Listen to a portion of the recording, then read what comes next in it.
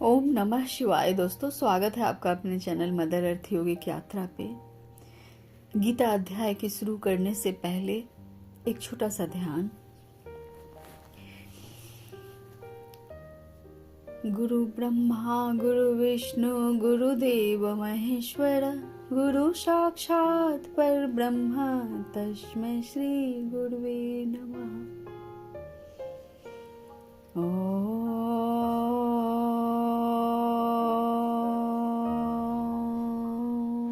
शांति शांति शांति।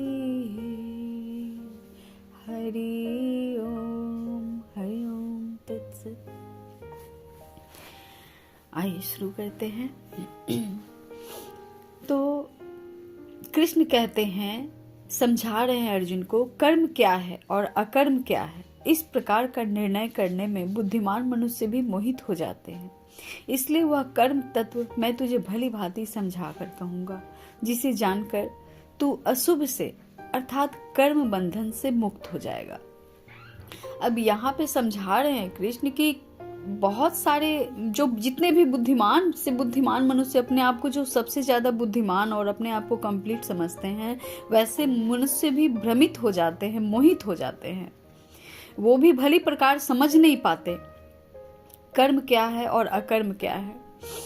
तो यहाँ कृष्ण समझा रहे हैं कि इतने मैं तुम्हें समझा कर इसलिए कहूंगा ताकि कर्म तत्व मैं तुझे भली भांति समझा कर कहूंगा, जिससे जानकर तुम अशुभ से अर्थात कोई भी ऐसा कार्य न हो। हर कार्य करने से पहले जो सशंकित और आशंकित रहते हैं कि इसमें कोई हेजिटेशन न हो, कि कोई काम करने से पहले मुझे सोचना पड़े कि अशुभ इसका परिणाम शुभ आएगा या अशुभ आएगा, अर्थात कर्म बंधन से मुक्त हो जाएगा। तो जो कर्म होंगे वो किसी बाश में नहीं बांध पाएंगे, उसके कोई ऐसे परिणाम नहीं आ पाएंगे कि जैसे फिर से कोई काम करो और उसमें फिर फंस जाओ।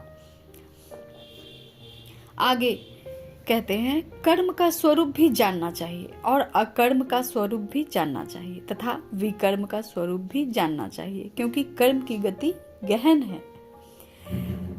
तो कर्म का स्वरूप अर्थात कर्म का स्वरूप हमको जानना जरूर चाहिए, ताकि हम कैसे कर्म करें, और अकर्म का स्वरूप भी जानना चाहिए, अर्थात जिस कर्म को करने से कोई रिजल्ट ही प्राप्त न हो, लेकिन कर्म सभी कर रहे हैं लगातार, बिना ये समझे कि कौन से कर्म का हमें परिणाम पॉजिटिव मिलेगा या उसके परिणाम नेगेटिव मिलेंगे, और अपने आप में सब दुखी और उलझे रहते हैं। तो यहाँ श्री कृष्ण समझा रहे हैं अर्जुन को कि दोनों का स्वरूप हम लोगों को जानना चाहिए, क्योंकि कर्म की गति बहुत गहन है, बहुत गहरी होती है कर्म की गति। जो मनुष्य कर्म में अकर्म देखता है और जो अकर्म में कर्म देखता है, वह मनुष्यों में बुद्धिमान है और वह योगी समस्त कर्मों को करने वाला है। अर्थात जैसे डेली वेज के काम हम लोग करते हैं, घर के काम करते हैं या बाहर घूमने जाते हैं, तो वो एक काम को अगर समझ के करते हैं तो उसमें जो हमको कोई काम कर रहे हैं तो इसके परिणाम पॉजिटिव ही मिलेंगे, सब कुछ अच्छा ही होगा। जैसे किसी गरीब को भोजन करा देना, या आप आज अचानक से कोई ऐसा काम आ गया जो आपके लिए, आपके फैमिली के लिए इम्पोर्टेंट तो है, लेकिन आप उस चीज़ को समझ नहीं पा रहे हैं क्योंकि आपने अपने शेड्यूल और स्ट्रेटेजी बना रखा है, तो उस हिसाब चलने के लिए। तो मनुष्य जो है, जब जहाँ आपकी ज़रूरत ज़्यादा है, दूसरों को भी अपनों को भी, अगर वहाँ आपने एंट्री ली है अपने कर्म को करने के लिए, तो वो कर्म अकर्म आप देख रहे हैं, लेकिन दूसरे के तरीके से वो कर्म बहुत जरूरी है, आपके बिना वो पूरी नहीं हो सकती। तो जो मनुष्य कर्म में अकर्म देखता है और जो अकर्म में कर्म देखता है, सेम वही चीज है।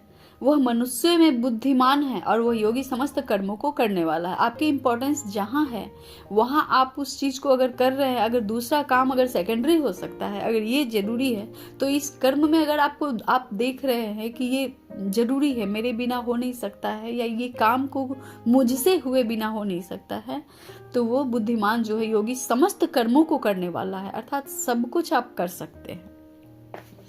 जिसके संपूर्ण शास्त्र सम्मत कर्म बिना कामना और संकल्प के होते हैं तथा जिसके समस्त कर्म ज्ञान रूप अग्नि के द्वारा भस्म हो गए हैं, उस महापुरुष को ज्ञानी जन भी पंडित कहते हैं। अर्थात जिनके संपूर्ण शास्त्र सम्मत कर्म बिना कामना और संकल्प के होते हैं, जैसे शास्त्र सम्मत जो लिखी हुई बातें हैं, दैनिक दिनचर्या को निभाना, गरीबों की मदद करना, अपनी ड्यूटी जिनसे अर्थोपार्जन हो रहा है उनको बहुत लगन से और डेडिकेशन के साथ करना, जो किसी संकल्प के है कि सुबह उठना ही है, 4 बजे उठना ही है, हमको अपने शरीर के लिए योगा करना ही है, ये सब कर्म जो होते हैं बिना कामना और संकल्प के होते हैं, जो अपने रूटीन में रहते हैं, और जिनके समस्त कर्म ज्ञान रूप अग्नि के द्वारा भस्म हो गए हैं, वो समझ रहे हैं कि हमको अब जो है, अब का जीवन जो है, मुझे अपने इसी रूटीन में हमको लेके चलना है, और इसी रूटीन के साथ मैं अपने शरीर को भी साथ सकता हूँ, अपने मन को भी साथ सकता हूँ, यानी अपने लाइफ पे अपना कंट्रोल कर सकता हूँ। तो वो जब जान रहे हैं ज्ञान रूपी अग्नि के द्वारा भस्म हो गए, उस महापुरुष को ज्ञानी जन भी पंडित कहते हैं। तो वैसे मनुष्य को जो ज्ञानी जन होते हैं, जो गुरु होते हैं, वो भी उन्हें पंडित कहते हैं। जो व्यक्ति, आगे कहते हैं श्री कृष्ण, जो व्यक्ति समस्त कर्मों में और उनके फल में आसक्ति का सर्वथा त्याग करके संसार के आश्रय से रहित हो गया है और परमात्मा में नित्य तृप्त है, वह कर्मों को करता हुआ भी वास्तव में कुछ भी नहीं करता। अर्थात किसी भी कर्म में जो किया जा रहा हो उसमें लस्ट ना हो, उसके रिजल्ट की चिंता ना हो, और समस्त कर्म के फल में जो भी जितने भी कर्म कर रहे हैं उसमें आसक्ति का सर्वथा त्याग करके संसार के आश्रय से रहित हो गया। किसी की जरूरत उतना ही तक यूज करना जितना में वो अपने मन से स्वतः आपकी मदद को आए। किसी के बिना कोई काम बिगड़ जाना या किसी के बिना रह नहीं सकना, इन संसार के आश्रय से रहित हो गया। किसी चीज, किसी व्यक्ति, किसी वस्तु, किसी स्थान के बिना भी आप स्वयं कंप्लीट हैं, पूर्ण हैं, आप हैं तो जग है, वो वस्तु भी है, वो व्यक्ति भी है, वो स्थान भी है। इतना जब आश्रय स्वयं पर बन जाए और संसार का जो आश्रय होता है वो त्याग दे आदमी, और परमात्मा में नित्य तृप्त है वो और ईश्वर, यानी वो और उसकी आत्मा जिसमें परमात्मा का वास है, तो वह कर्मों को करता हुआ भी वास्तव में कुछ भी नहीं करता। उसके बाद जितनी नीडीनेस है लाइफ की, जितनी जरूरतें हैं, वो अगर फुलफिल भी कर रहे हैं आप, तो भी आप किसी कर्म बंधन में नहीं बंध रहे हैं, कर्म को करते हुए कुछ भी नहीं करते। जिसका, आगे कहते हैं श्री कृष्ण, जिसका अंतःकरण और इंद्रियों के सहित शरीर जीता हुआ है और जिसने समस्त भोगों की सामग्री का परित्याग कर दिया है, ऐसा आशा रहित मनुष्य केवल शरीर संबंधी कर्म करता हुआ भी पापों को प्राप्त नहीं होता। तो वही बात है यहाँ पे। इसका तात्पर्य ये है कि जिनके मन में अपने इंद्रियों के सहित जिन वश कर लिया है, वश है, जिनके अपने मन पे सही वश है, अपने इंद्रियों पे बस है, मतलब जीव को अगर जो भोजन अच्छा लगे तो वो खाना ही खाना है, आज ये प्लानिंग है, आज मुझे अपने लिए कुछ ये ऐसी चीज़ें खरीद। अब इन सारी चीज़ों की जो जिन पे अपने आप को जीत लिया कि बिना चीज़ों के और बिना भोजन के भी जो रह सकते हैं,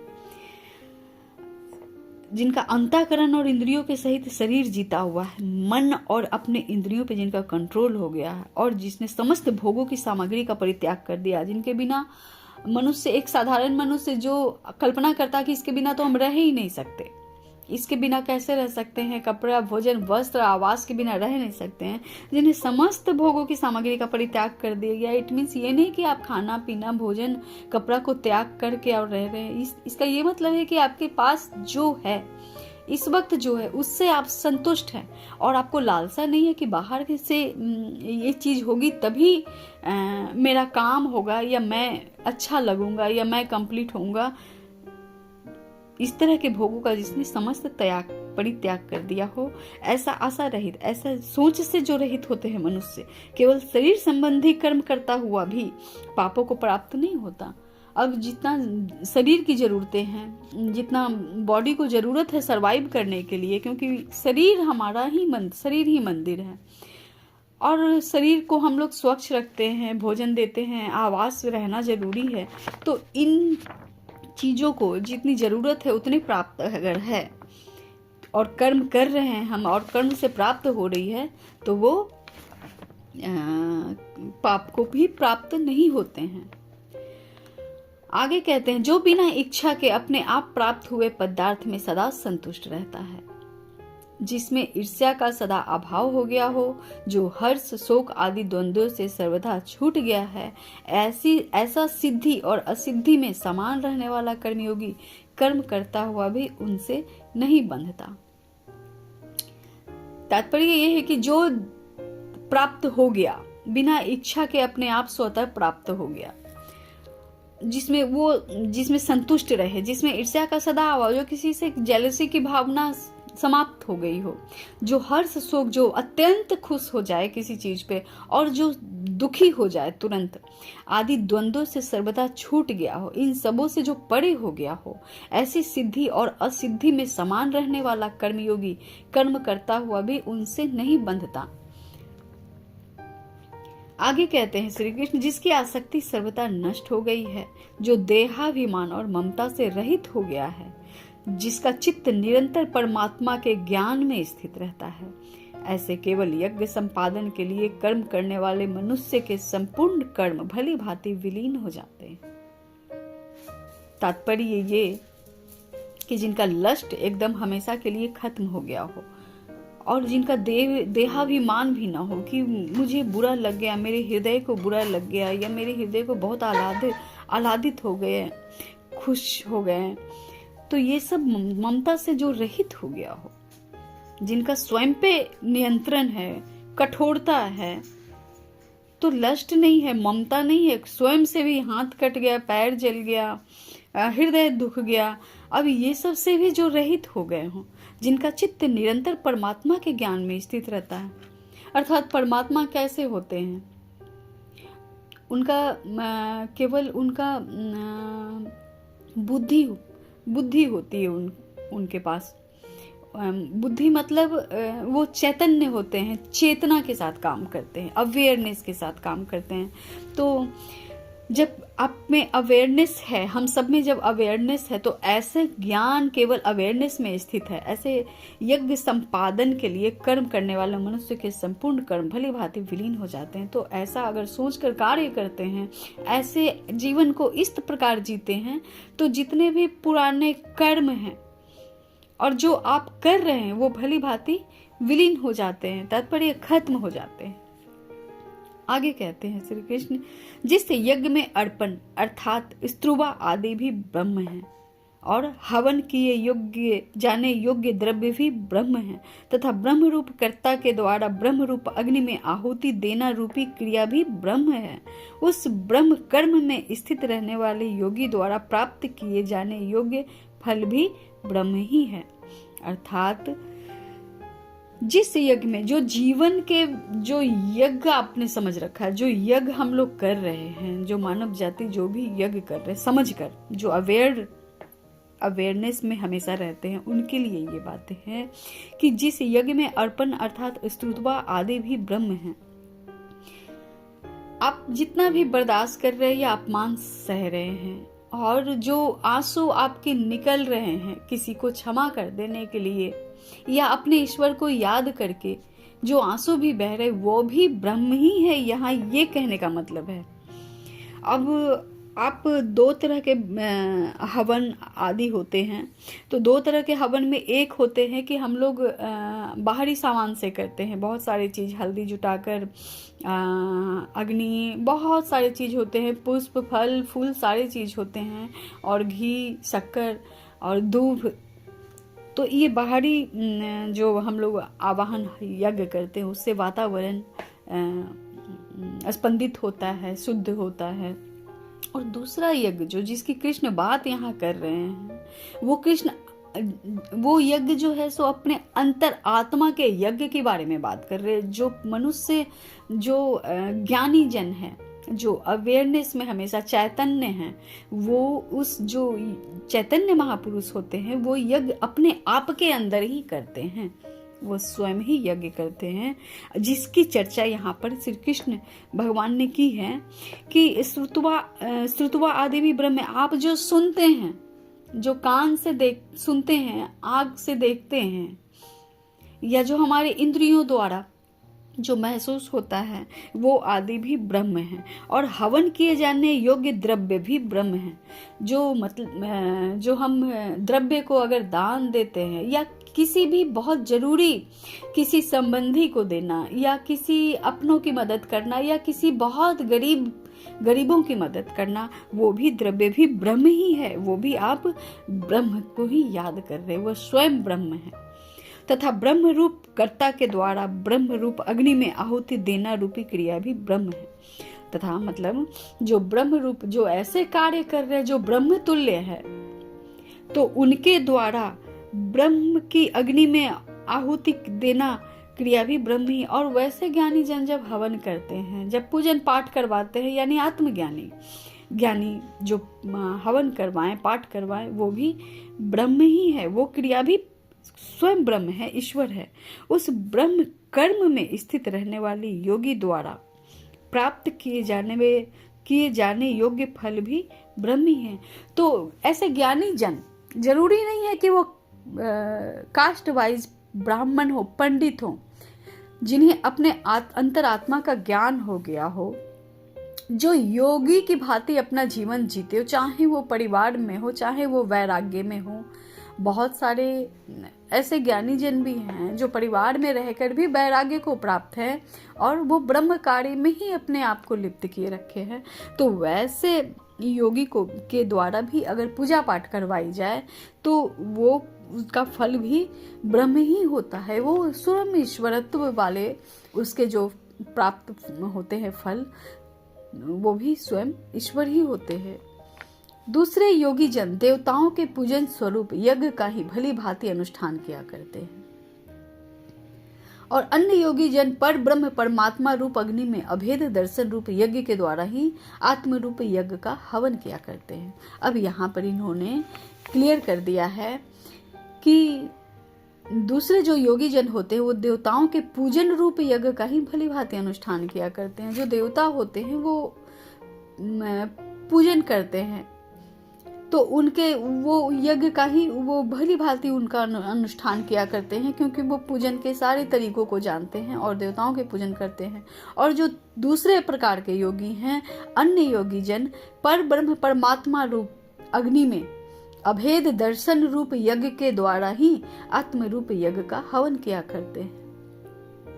मतलब परमात्मा रूप अग्नि में अभेद दर्शन, जो अभेद है, जो जिनका भेद साधारण लोग नहीं जान सकते, जो ज्ञानी जन ही जान सकते हैं, जो ज्ञानियों को दिखता है, जो आत्मज्ञानियों को वो अभेद दर्शन प्राप्त होती है।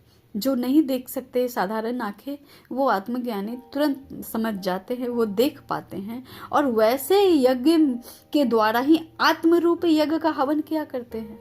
और जो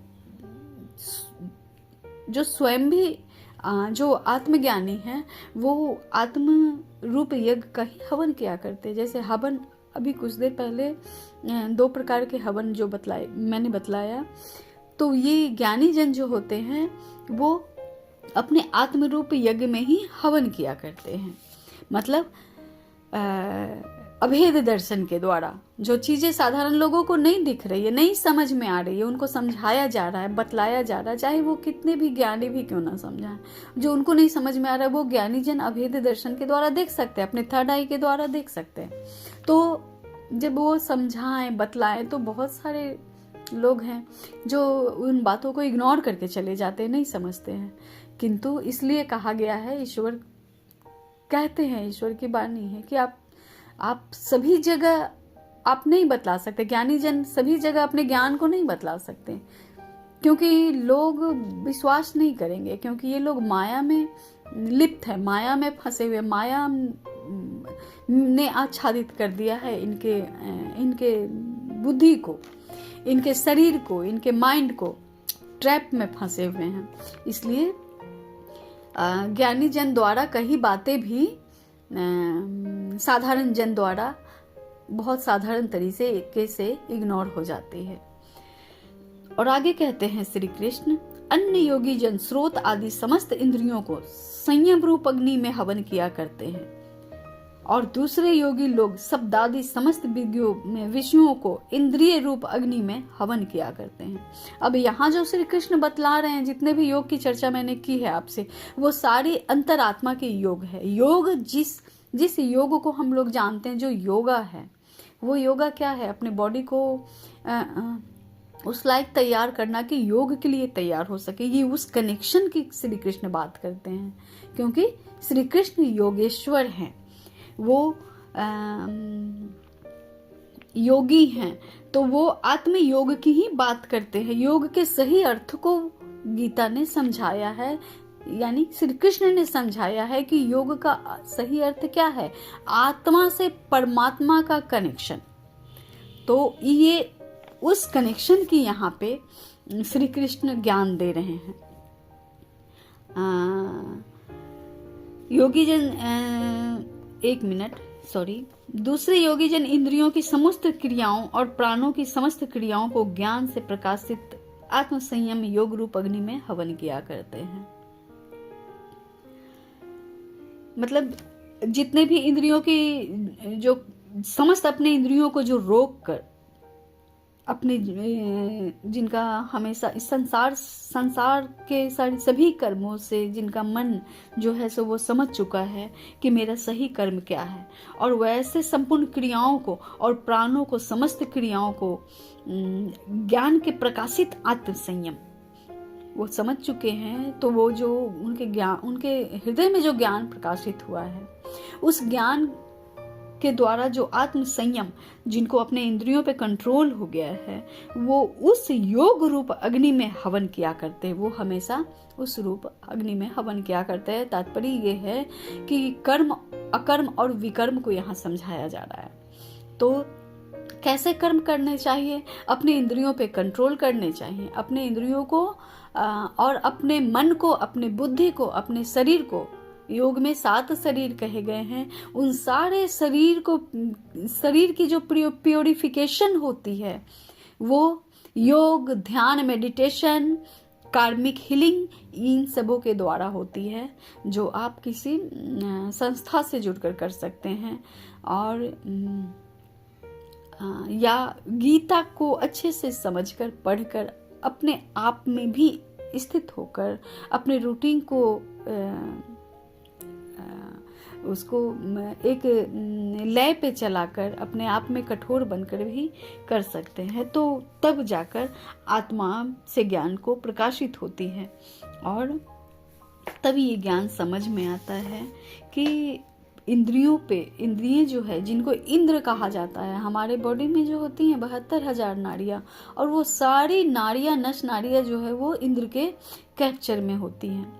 मतलब वो इंद्रियां हैं हमारी, उसी से जो सेंसेस प्राप्त, वाइब्रेशन जो प्राप्त होती है, वही सेंस हमारे माइंड को पहुंचती है। तो वो जो होती है वो इंद्रियां हैं, जिनको कहा जाता है इंद्र के बस में। पहले इंद्र को पार करना होता है, फिर ईश्वरत्व तक पहुंचना होता है। तो इंद्र को पार करने के लिए अपने इंद्रियों पे कंट्रोल करना, अपने इंद्रियों को अपने वश में, आत्मा के वश में करना, ईश्वर के ज्ञान के साथ एकाकार हो जाना।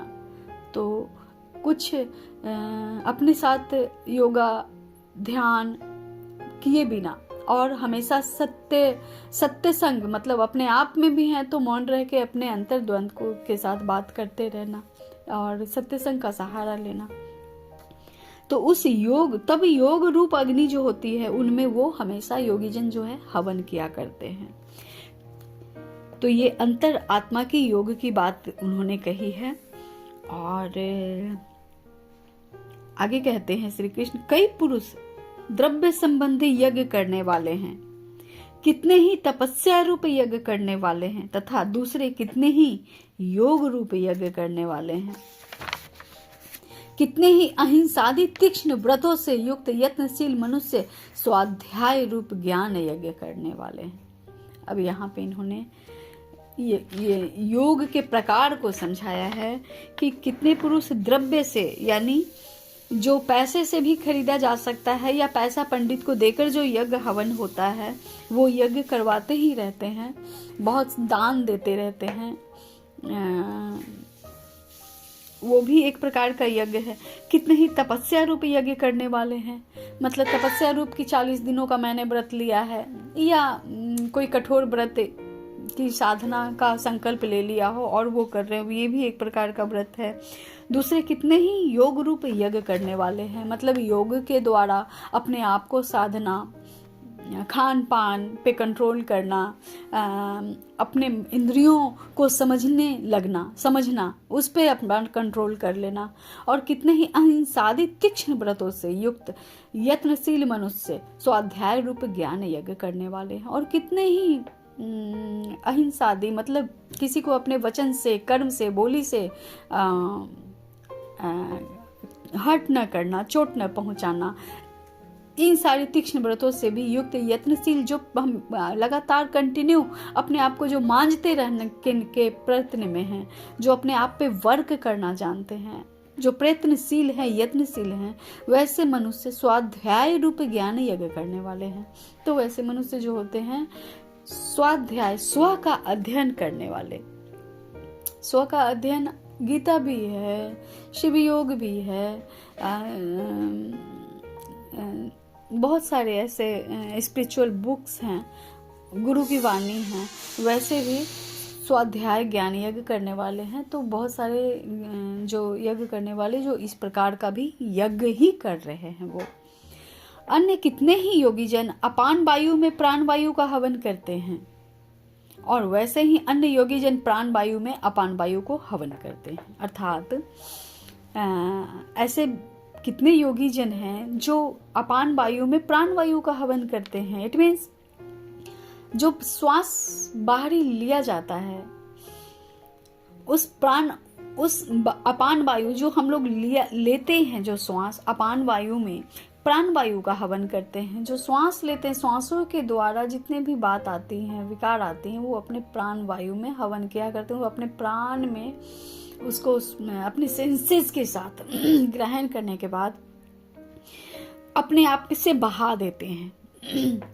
इसका सबसे अच्छा उदाहरण ये है कि कोई बहुत सारी बातें अगर सामने से आपको कहकर जा रहा है और सामने कोई योगी अपने आप में लगे हुए हैं कि मुझे उनका ध्यान अपने ही योग में है, अपने ही कार्य माफ कीजिएगा अपने ही कार्य में है, तो वो योगी क्या करते हैं, प्राण वायु अपान वायु, इट मीन्स आपने सामने वाले ने जितने भी, या हम परिवार में ही रहकर अगर योग के ठाने तो कितने सारे ऑब्स्टिकल्स आते हैं, पति पत्नी बच्चे अन्य कार्य सभी एक तरह के बाधा ही होते हैं आपके अपने आत्मिक ग्रोथ में। तो वो बाधा एक्चुअली ये शब्द जो है इसको आप लोग अन्यथा मत लीजिएगा। इसका ये शब्द जो है सारे बाधा इसलिए कहा गया है कि उन्हीं से पार करके ही आप अपने आप को साध सकते हैं, उनके साथ तालमेल मिलाकर ही अपने आप को साधा जा सकता है। इसलिए इस परिप्रेक्ष्य में मैंने कहा है कि बाधा ही होते हैं। वास्तव में ये ज्ञानी योगी जन के लिए परिवार एक तरह से, संसार परिवार एक तरह से वो एक बाधा ही होते हैं, लेकिन वो पार करने के बाद, परिवार और संसार को अच्छी तरह से समझकर पार करने के बाद ही योगी जन भी योग कर पाते हैं और ज्ञानी जन भी ज्ञान प्राप्त कर पाते हैं, क्योंकि ज्ञान इसी संसार में है, इसी पृथ्वी पर, इसी परिवार के साथ चलने में ही है। तो जितनी भी बातें परिवार में ऑब्स्टिकल बनकर आती हैं, अगर हमारे अपने रूटीन्स जो हमने बनाए हैं कि योगा करना है, प्राणायाम करना है, उसमें जितनी सारी ऑब्स्टिकल आती हैं, उनको जो योगी जन होते हैं, आप प्राण वायु में, अपने अंदर इंद्रियों में, इंद्रियां उनको ग्रहण तो करती हैं, लेकिन वो श्वास जब छोड़ते हैं तो वो सारी टेंशन को निकाल देते हैं। मतलब वो बहा सकते हैं जितने भी चीज़ें हैं, जितने भी प्रॉब्लम्स हैं, जितने भी उनको रोकने की विधि है, वो सब बहा सकते हैं। वैसे ही अन्य योगी जन प्राण वायु में अपान वायु को हवन करते हैं, और वैसे ही और भी जो योगी जन होते हैं वो श्वास लेते हैं और अपान वायु को हवन करते हैं, जो उन्होंने इकट्ठा कर रखा है अंदर। बात एक ही है, वाइस वर्सा है। योगी जन जो प्राण वायु में जो स्वच्छ श्वास ली उन्होंने, मतलब जो इंद्रियां जो उनको ग्रहण की, जब वो ध्यान में बैठते हैं तो उस प्राण वायु में जब श्वास खींचते हैं तो अपान वायु को हवन करते हैं। तो जितनी सारी चीजें उनकी है वो श्वास के द्वारा निकालते हैं। माफ कीजिएगा दोस्तों। तो जो अन्य योगी जन है वो प्राण वायु में अपान वायु को हवन करते हैं। इसका तात्पर्य ये है कि वो श्वास के द्वारा ही, प्राणायाम के द्वारा ही अपने उस सारे बंधनों को, उस सारे ऑब्स्टिकल्स को बहा देते हैं, निकालते हैं। तथा अन्य कितने ही नियमित आहार करने वाले प्राणायाम परायण मनुष्य प्राण और अपान की गति को रोककर प्राणों में ही हवन किया करते हैं। और अन्य कितने ही नियमित आहार करने वाले प्राणायाम परायण मनुष्य जो होते हैं, आहार करने वाले प्राणायाम जो प्राणायाम प्राण खींचते हैं, जो प्राण ही उनका भोजन होता है प्राणायाम के द्वारा, और अपने अपान की गति को रोककर प्राणों में ही जो हवन किया करते हैं, श्वास को रोककर, और प्राण में ही जो हवन किया करते हैं श्वास को रोककर। ये बहुत उच्च कोटि के साधकों के लिए ये कहा गया है कि वो अपान की गति को रोककर प्राणों में ही हवन किया करते हैं। इसे मैं इस प्रकार समझाना चाहूंगी, हालांकि मैंने आगे भी समझाया है। इसे जो अपान की गति को रोककर जो बाहरी चीज वो ले रहे हैं, श्वास ले रहे हैं, श्वास की भी गति को रोककर प्राणों में ही हवन किया करते हैं। अपने श्वास को रोककर ही प्राण को वो रोक लेते हैं, और अपने शरीर को भी छोड़ देते हैं। मतलब इसका कहने का, श्री कृष्ण के कहने का ये मतलब है कि अपान की गति को रोककर प्राणों में ही हवन क्या करते हैं। सारी बाहरी चीजों को रोककर, वो श्वास को रोककर ध्यान में बैठकर वो अपने शरीर को भी छोड़ देते हैं। ये सभी साधक यज्ञों द्वारा पापों का नाश कर देने वाले और यज्ञों को जानने वाले हैं। दरअसल यही जो साधक होते हैं वही यज्ञ को जानने वाले होते हैं, और जब ये यज्ञ करवाने लगे तो समग्र पापों का नाश हो जाता है, क्षय हो जाता है। आगे कहते हैं, हे कुरुश्रेष्ठ अर्जुन, यज्ञ से बचे हुए अमृत का अनुभव करने वाले योगी जन सनातन पर ब्रह्म परमात्मा को प्राप्त होते हैं, और यज्ञ न करने वाले मनुष्य के लिए तो यह मनुष्य लोक भी सुखदायक नहीं है, फिर परलोक कैसे सुखदायक हो सकता है। अब श्री कृष्ण उच्च से उच्च कोटि का साधकों के बारे में भी उन्होंने बतलाया, बाहरी यज्ञ भी बतलाया, भीतरी यज्ञ भी बतलाया, आत्मीय यज्ञ भी बतलाया। और आगे कहते हैं, हे कुरुश्रेष्ठ अर्जुन, यज्ञ से बचे हुए अमृत का अनुभव करने वाले योगी जन सनातन पर ब्रह्म परमात्मा को प्राप्त होते हैं। अब उस अनुभव से जो यज्ञ योगी जन जो कर रहे हैं, उस अमृत का अनुभव करने वाले जो योगी जन होते हैं, वो जो सनातन पर ब्रह्म परमात्मा को प्राप्त होते हैं, वो जो कभी खत्म न होने वाले उस जगह को प्राप्त हो जाते हैं जहाँ परमात्मा का वास होता है, परमात्मा का वास होता है। और यज्ञ न करने वाले मनुष्य के लिए तो यह मनुष्य लोक भी सुखदायक नहीं है। और जो इनमें से किसी भी प्रकार का जो यज्ञ न करते हों, वैसे मनुष्य के लिए ये मनुष्य लोक यानी पृथ्वी लोक भी सुखदायक नहीं है। पूरी पृथ्वी पे उनको कहीं सुख नहीं है, उन्हें कहीं शांति नहीं है, उन्हें कहीं चैन नहीं है। फिर परलोक कैसे सुखदायक हो सकता है? तो जब यहाँ सुख नहीं है तो परलोक प्राप्त भी कैसे हो और वो सुखदायक भी कैसे हो सकता है? तो श्री कृष्ण ने गीता का ज्ञान इसलिए दिया है कि इतने सूक्ष्म स्तर पर पहुंचकर मनुष्य जन जो है लाभ ले सके और यज्ञ करे, यज्ञ बाहरी करे जब जरूरत हो उन्हें अपने वातावरण को शुद्ध करने की, किसी चीज को प्राप्त करने के लिए यज्ञ न करे, अपने आप को कंप्लीट करने के लिए, अपने ज्ञान को प्राप्त करने के लिए यज्ञ करे। और जब अपने आप स्वयं जब आत्मा कंप्लीट होती है, जब संतुष्ट होती है, खुश होती है, तो बाहरी यज्ञ भी फलित होती है। और भीतरी यज्ञ के द्वारा जब बाहरी यज्ञ होती है, जब कोई वैसे पंडित, वैसे ज्ञानी जन जब यज्ञ करवाते हैं जो आत्मज्ञान को प्राप्त हो गए हैं, तो वो निश्चित रूप से कंप्लीट कही जाती है, फलदायक कही जाती है। तो अब आगे जो है गीता के तीसरे अध्याय को बनाना होगा। तब तक मिलती हूँ मैं आपसे अपने अगले वीडियो पे। और कैसा लगा आप लोगों को ये वीडियो, ये मेहनत अगर आप लोग सुनते हैं, अच्छा लगा हो, ज़रूरत हो आपको इसको सुनने की, तो अवश्य सुनिएगा। और जब सुनते हैं तो इसे लाइक, सब्सक्राइब और कमेंट ज़रूर डालिएगा, ताकि ऐसी वीडियोज़ आती रहें मेरी। और भी बहुत सारी सब्जेक्ट्स हैं जिन पे इस गीता के बाद, गीता सीरीज के बाद मैं साझा करूँगी आप सभी से।